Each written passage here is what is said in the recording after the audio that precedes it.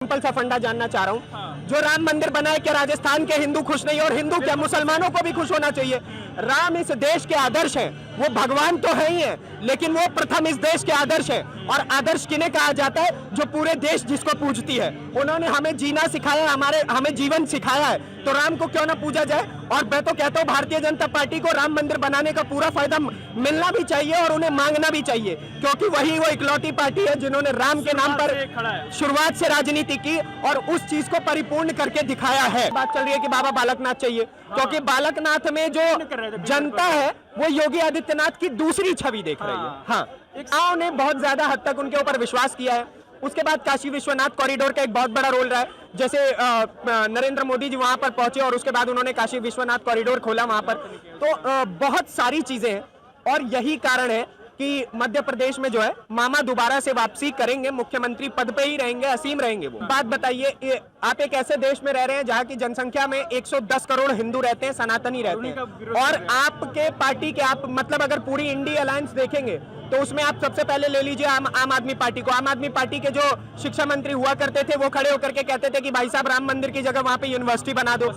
उसके बाद अगर आप चले जाएंगे किसी और पार्टी की तरफ, आप ले लीजिए एमके स्टालिन, करुणानिधि स्टालिन का ख्वाब था सनातन को खत्म करना, एमके स्टालिन का ख्वाब हुआ सनातन को खत्म करना। और उसके बाद उनके जो बेटे हैं एमके स्टालिन के, उदयनिधि स्टालिन, उन्होंने कहा कि सनातन धर्म डेंगू मलेरिया है, कोरोना से तुलना कर दी।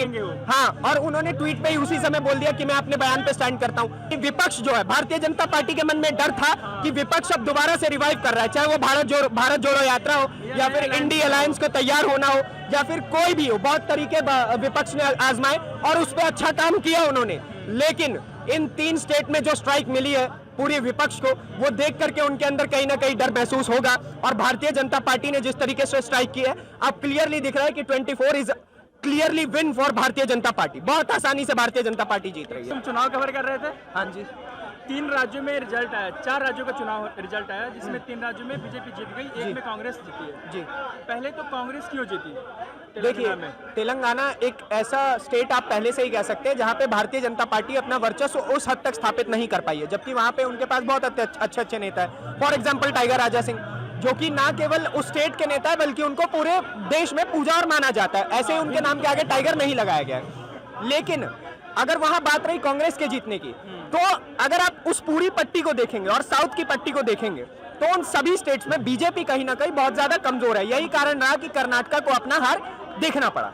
यह रीजन है कि वहां पे कांग्रेस जीती। 3 राज्यों में राजस्थान क्यों गंवाना पड़ा कांग्रेस को? राजस्थान इसलिए गंवाना पड़ा, देखिए राजस्थान एक पैटर्न की तरह उसमें पॉलिटिक्स होती आई है। हाँ, कि पहले 5 साल बीजेपी रहेगी, उसके बाद कांग्रेस, फिर बीजेपी, फिर कांग्रेस, क्योंकि राजस्थानी जो लोग हैं ना वो अपने बिजनेस के साथ कॉम्प्रोमाइज नहीं करते हैं। पीसो धंधो, ठीक है, तो उनके साथ वाला हिसाब है। इसलिए वहां पे अगर आप देखेंगे तो इसलिए वहां पे राजस्थान में भारतीय जनता पार्टी जीती थी। पिछली बार कांग्रेस थी, उससे पहले फिर बीजेपी, फिर कांग्रेस, वो एक पैटर्न चलते हैं। बड़ा सवाल ये है कि राजस्थान में जो 3 मुख्यमंत्री पद के उम्मीदवार दिख रहे हैं भारतीय जनता पार्टी की तरफ से, चाहे वो रिया कुमारी हो या फिर वो बालकनाथ महाराज जी हो, और या नहीं तो वो वसुंधरा राजे हो, इन तीनों के ऊपर अब बीजेपी किसके ऊपर दाव खेलेगी वो बहुत बड़ी बात है। क्योंकि वसुंधरा राजे का एक बहुत बड़ा वर्चस्व रहा है राजस्थान में, उनके बहुत सारे विधायक हैं, तो कहीं ना कहीं बीजेपी के मन में एक एक्सक्लेमेशन मार्क आएगा जब वो वसुंधरा राजे को वहां पे मुख्यमंत्री पद का उम्मीदवार नहीं बनाएंगे।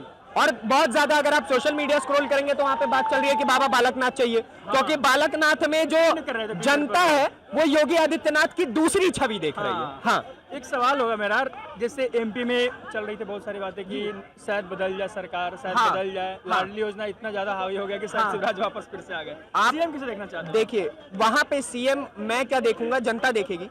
जनता की अगर बात रही तो जनता कहीं ना कहीं मामा पे, शिवराज सिंह चौहान पे बहुत विश्वास कर रही है, ठीक है। शिवराज सिंह चौहान पे विश्वास करने का सबसे बड़ा कारण है लाडली बहन योजना, ठीक है, क्योंकि उन्होंने इस तरीके के फायदे पहुंचाए, डायरेक्ट बेनिफिट जिसे कह सकते हैं। महिलाओं ने बहुत ज्यादा हद तक उनके ऊपर विश्वास किया है।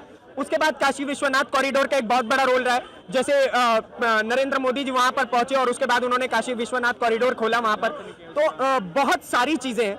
और यही कारण है कि मध्य प्रदेश में जो है मामा दोबारा से वापसी करेंगे, मुख्यमंत्री पद पे ही रहेंगे, असीम रहेंगे वो। छत्तीसगढ़ क्यों गंवाना पड़ा? छत्तीसगढ़ राजस्थान बड़ा को मुश्किल सवाल है। अभी एक बड़ा मीम चल रहा है, समदीश भाटिया नाम के एक पत्रकार है, उन्होंने क्या उनके जिसका इंटरव्यू लिया CM उन्होंने का जितने भी सिटिंग चीफ मिनिस्टर का इंटरव्यू लिया है, चाहे वो चरणजीत सिंह चन्नी हो कांग्रेस के पंजाब से, उन्होंने उनका इंटरव्यू लिया तो अगली बार उनको अपनी मुख्यमंत्री पद गंवाना पड़ा। तो वैसे ही इनके साथ हो गया, भूपेश बघेल जी के साथ। अब उन्होंने कहा है कि भाई साहब अब मुझे कोई सीएम इंटरव्यू देगा नहीं देगा।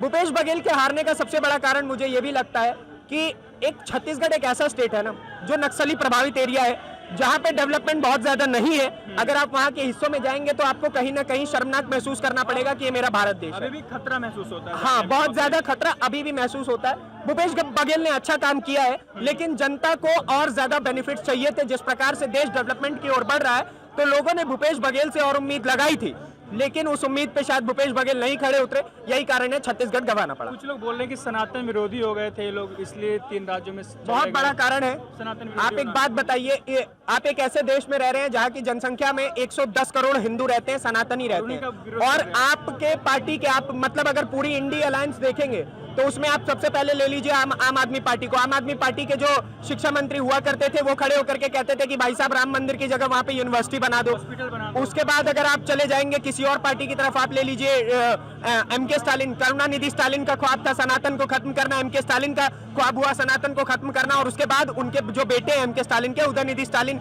उन्होंने कहा कि सनातन धर्म डेंगू मलेरिया है, और अभी कोरोना से माफी तुलना नहीं कर दी। मांगेंगे वो। हाँ, और उन्होंने ट्वीट पे ही उसी समय बोल दिया कि मैं अपने बयान पे स्टैंड करता हूँ। उसके बाद अगर आप चले जाएंगे किसी और पार्टी की तरफ, कांग्रेस पार्टी ने 24 वकील खड़े कर रखे हैं राम मंदिर के खिलाफ। तो अगर एक पूरी की पूरी अलायंस खड़ी होकर के किसी एक धर्म के खिलाफ हो, तो कहीं ना कहीं वो धर्म भी एक तरफ खड़े होकर के पूरी अलायंस के खिलाफ जा सकती है। बहुत बहुत सिंपल सा कुछ लोग लॉजिक है। इसे सेमीफाइनल बता रहे थे 2024 का। सच में ऑब्वियसली ये देखिए, कहीं ना कहीं लोगों के मन में इस बात का डर था कि विपक्ष जो है, भारतीय जनता पार्टी के मन में डर था कि विपक्ष अब दोबारा से रिवाइव कर रहा है, चाहे वो भारत जोड़ो यात्रा हो, या फिर इंडी अलायंस को तैयार होना हो, या फिर कोई भी हो। बहुत तरीके विपक्ष ने आजमाए और उस पर अच्छा काम किया उन्होंने। लेकिन इन 3 स्टेट में जो स्ट्राइक मिली है पूरे विपक्ष को, वो देख करके उनके अंदर कहीं ना कहीं डर महसूस होगा। और भारतीय जनता पार्टी ने जिस तरीके से स्ट्राइक की है, अब क्लियरली दिख रहा है कि 24 is clearly win for Bharatiya Janata party. बहुत आसानी से भारतीय जनता पार्टी जीत रही है। सवाल है, जैसे राजस्थान में बीजेपी ने मैनिफेस्टो में लिखा था कि 450 रुपए में सिलेंडर देंगे, हाँ, क्या वो पूरे देश में नहीं दे सकती बीजेपी? बिल्कुल, ये बहुत अच्छा सवाल किया, और इसमें मैं भारतीय जनता पार्टी के जब खिलाफ बीजेपी को बोलूंगा। पता है ये चीज़ तो- ऑब्वियसली मैं भारतीय जनता पार्टी के खिलाफ बोलूंगा, क्योंकि अगर आप एक राज्य के लिए लॉलीपॉप पकड़ा करके बोल सकते हैं कि मैं आपको 450 रुपए में दिल्ली में सिलेंडर खुद दूंगा, गाली देते हैं वो। तो मैं ये कहना चाहता हूं कि भाई देश के और 27 राज्य, राजस्थान को छोड़ करके बिहार, मध्य प्रदेश, बंगाल, क्या और स्टेट उस चीज को डिजर्व नहीं करते? क्या यहाँ की देश की जनता जो है, मतलब बाकी स्टेट की जो जनता है, क्या वो इंसान नहीं है जो आप, या फिर हम लोग बहुत ज्यादा अमीर है जो हमें 450 के जगह 1000 रुपए या 900 का सिलेंडर लेना पड़े? ठीक है, तो अगर बराबरी की बात भारतीय जनता पार्टी करती है तो आपको अपने बयानों पे स्टैंड रहना चाहिए। आप वही भारतीय जनता पार्टी है जो दिल्ली में आम आदमी पार्टी को गाली देते हैं, कि दिन रात गाली इस बात को लेकर के देते हैं कि भाई आप लॉलीपॉप पकड़ा रहे हैं, आप फ्री की चीजें बांट रहे हैं। What you are doing in Rajasthan, is that a good thing? क्या आपने जो बंगाल में किया था क्या वो सही था? तो देखिए, लॉलीपॉप बांटना आप भी मानिए उस चीज को, और आप गलत कर रहे हैं। पूरे देश में एक ही चीज होनी चाहिए मेरे हिसाब से। एक और सवाल होगा, जैसे राम मंदिर तो यूपी में बन रहा है जी, तीनों राज्यों में उस पर वोट मांगा जा रहा था। हाँ, क्यों नहीं मांगा जाए भाई? अरे राम मंदिर का, राम केवल उत्तर प्रदेश के थोड़ी है। नहीं, लेकिन उस अरे नाम इस पर देश वोट में, मांगा इस देश में 28 राज्य और 9 यूनियन टेरिटरीज के राम है। इस देश की 151 करोड़ जनता, चाहे वो हिंदू हो, मुस्लिम हो, सिख हो, ईसाई हो, सबके राम है। राम किसी एक के आदर्श नहीं है। सुनिए मेरी बात, विधानसभा का मुद्दा था, वोट मेरी का। क्यों नहीं मुद्दा था वो एक भी विधानसभा का? बस मैं आप ये एक, जानना चाहता मैं एक बहुत सिंपल सा फंडा जानना चाह रहा हूँ। हाँ। जो राम मंदिर बना है, क्या राजस्थान के हिंदू खुश नहीं? और हिंदू क्या, मुसलमानों को भी खुश होना चाहिए। राम इस देश के आदर्श हैं, वो भगवान तो है ही है, लेकिन वो प्रथम इस देश के आदर्श है। और आदर्श किन्हें कहा जाता है? जो पूरे देश जिसको पूजती है। उन्होंने हमें जीना सिखाया, हमें जीवन सिखाया है, तो राम को क्यों ना पूजा जाए? और मैं तो कहता हूँ भारतीय जनता पार्टी को राम मंदिर बनाने का पूरा फायदा मिलना भी चाहिए और उन्हें मांगना भी चाहिए, क्योंकि वही वो इकलौती पार्टी है जिन्होंने राम के नाम पर खड़ा है। शुरुआत से राजनीति की और उस चीज को परिपूर्ण करके दिखाया है। इसमें आदेश तो सुप्रीम कोर्ट का था। मैं पूछना चाहता हूं कि किसे क्रेडिट देना चाहोगे कि राम मंदिर के आदेश कारण बना चाहे है? सुप्रीम कोर्ट का हो, लेकिन हमें यह नहीं भूलना चाहिए कि 1990 के दशक में 2 व्यक्ति रथ यात्रा लेकर के निकले थे, अटल बिहारी वाजपेयी और आडवाणी जी। इन्हीं दोनों ने रथ यात्रा निकाल करके राम मंदिर को एक राष्ट्रीय मुद्दा बनाया था। बिहार में इनको लालू यादव ने गिरफ्तार भी करवाया था। और उसके बाद हमें यह भी नहीं भूलना चाहिए कि बाकी पार्टियों ने राम मंदिर के खिलाफ अपने अपने हिस्से के सारे कार्य किए, चाहे वो मुलायम सिंह यादव हो, उन्होंने कार सेवकों के ऊपर गोली चलवाई। तो इतना तो हमेशा याद रहना चाहिए कि राम के नाम पर राजनीति, अच्छी राजनीति जिसने की है वो भारतीय जनता पार्टी है, और वो बेनिफिट क्यों नहीं मांगेगी भाई? उसके नाम पे राम मंदिर बन रहा है तो मांगेगी भाई, मांगना भी चाहिए। लोग बोलते हैं कि राजनीति के लिए बस इस्तेमाल करती है बीजेपी राम का नाम राहुल गांधी बोलते हैं। बोलते होंगे, लेकिन आप भी जानते हैं कि 22 जनवरी को वहां पे श्री रामचंद्र जी की प्राण प्रतिष्ठा है। तो हम ये नहीं भूल सकते कि केवल वो राजनीतिक मुद्दा है भाई। हम भी जा रहे हैं, आप भी जा रहे हैं, सबको जाना चाहिए।